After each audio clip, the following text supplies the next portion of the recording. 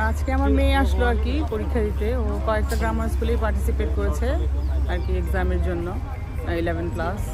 আমি নিজেও একজন টিচার। আমি ইওয়ান পার্টনারশিপ স্কুলে পড়াই আর কি, টাও হ্যামলেটের আন্ডারে। তো তারপরেও কিন্তু প্রচুর প্রেশার, কারণ আমরা তো এমনিতেই জব করি, তার উপর আবার দেখা যায় বাচ্চাদের নিয়ে অনেক বেশি টাইম দিতে হয়। কারণ ভিআর অ্যান্ড ভিআর যেই সাবজেক্টগুলো থাকে সেটা কিন্তু আউট অফ কনটেক্সটে থাকে। মানে যে আমাদের যে সিলেবাস, নর্মাল সিলেবাস, এই সিলেবাসের ভিতরে কিন্তু কাভারই করে না যে ভিআর অ্যান্ড ভিআরগুলো আসার। আর সামনে তো ওরা স্যাট এক্সাম দিচ্ছে, তো ইয়ার 6 স্যাট এক্সামের জন্য ওদের অনেক অনেক বেশি হেল্পফুল হবে আর কি। কারণ ওরা তো যেহেতু টিচার, এই যে ধরেন গ্রামার স্কুল আর নর্মাল স্কুলের মধ্যে আসলে এত বিগ ডিফারেন্স থাকে। হিউজ। কারণ গ্রামার স্কুলগুলো আসলে ভিআর অ্যান্ড ভিআর কাভার করে, আর নর্মাল স্কুলগুলো হচ্ছে ম্যাথ, ইংলিশ, এই দুটোর উপরে বেশি মানে ওরা প্রেফারেন্সেস করে। কি টিউশনিতে দিয়েছিলে? আমি ছোটোখাটো একটা টিউশনিতে দিয়েছিলাম, অনেক যে আগে থেকে দিয়েছিলাম তা না, ইয়ার 5-এর ফার্স্টের দিকে থেকে ট্রাই করছিলাম আর কি। কবে থেকে শুরু করলে ভালো মনে করেন? আমি মনে করি যে ইয়ার 4 থেকে শুরু করলেই ভালো, কারণ 4 থেকে শুরু করলে হয় কি যে প্রিপারেশনটা একদম শুরু হয়ে যায়। আর মক এক্সামগুলো কন্টিনিউ যদি দিতে পারে খুব ভালো। অনলাইনেও অনেক এক্সাম আছে, ওগুলো অ্যাটেন্ড করতে পারে, ওগুলোও দিতে পারে। ওগুলো দিতে পারলে আরও বেশ ভালো হয় এই আর কি।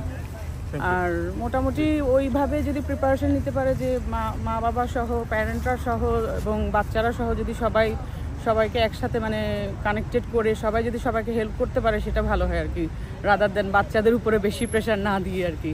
মিস্টেক তো হবেই, বাচ্চারা মিস্টেক করবেই, মিস্টেক থেকেই তো শিখবে। তো আস্তে আস্তে মিস্টেক করে যেন ওরা শিখতে পারে, কারণ ওদের জন্য কিন্তু ভিআর অ্যান্ড ভিআরগুলো কিন্তু ওদের জন্য পুরোটাই নতুন। ভিআর অ্যান্ড ভিআরের কোনো সাবজেক্টই কিন্তু ওরা মানে স্কুলে করে না, এটা একদমই out of context, out of syllabus. তো তারপরেও যে ওরা এতটুকু করতে পারছে, এতটুকু যে ওরা প্রেশার নিতে পারছে, তো এটার জন্য আমি বলবো ওদেরকে মানে অনেক অনেক কনগ্রাচুলেশনস। আমরা মূলত ওর একটা এক্সপিরিয়েন্সের জন্য, মানে তার লাইফের প্রথম একটা এক্সাম দিবে, আমরা আসলে তাকে কোনো প্রেশারও দিই না যে গ্রামার স্কুলে চান্স পাবে, ওইটাও উদ্দেশ্য না। উদ্দেশ্যটা হলো তার একটা এক্সপিরিয়েন্স হবে, যদি চান্স পায় ওইটা ভেরি গুড, চান্স না পাইলেও কোনো সমস্যা না। আমরা তাকে কখনো কোনো ধরনের প্রেশার দিই নাই। আর কোচিংয়ে যাচ্ছে কয়েক মাস থেকে, আসলে কোচিংয়ে দিয়েছি প্রায় 6-7 মাস থেকে আমরা কোচিংয়ে দিয়েছি, যাতে তার যেহেতু পরীক্ষা দেবে একটু আইডিয়া নেওয়ার জন্য ওই কোচিংটা দেওয়া। মনে হয় যেন বাপমারই পরীক্ষা এরকম। না তেমন না, আমাদের আসলে আমি তো তেমন গুরুত্বই দিই নাই।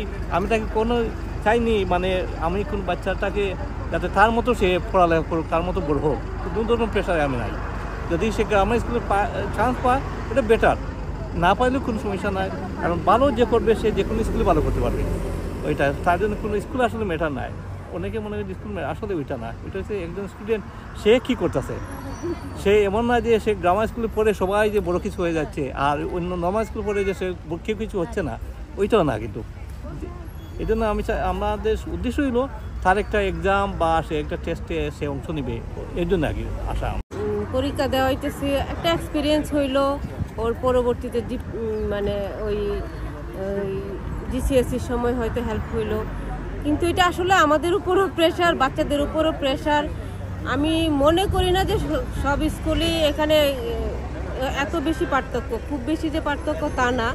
হয়তো গ্রামার স্কুলে এই এক্সামটা হয়, এক্সামটা নিয়ে নেয়। আমি অনেক স্টুডেন্টদেরকে জিজ্ঞাসা করছি যারা অলরেডি এখান থেকে ভালো রেজাল্ট করে বের হয়েছে, যে অন্য স্কুলের সাথে পার্থক্যটা কী। তো ওরা বলছে যে আন্টি আসলে সেরকম কোনো পার্থক্য না, যে মানে রুলস একটু ডিফারেন্ট। আর হচ্ছে এই যে আমাদেরকে এক্সামটা নেয় মানে ভর্তির সময়, এটার জন্য আমাদের একটা প্রিপারেশান নেই আগে থেকে, আমাদের এটা একটা হেল্প হয় আর কি আমাদের। এই তো, আর বাপ মার উপরে ওইটা একটা মোটামুটি প্রেশার, এই আর কি।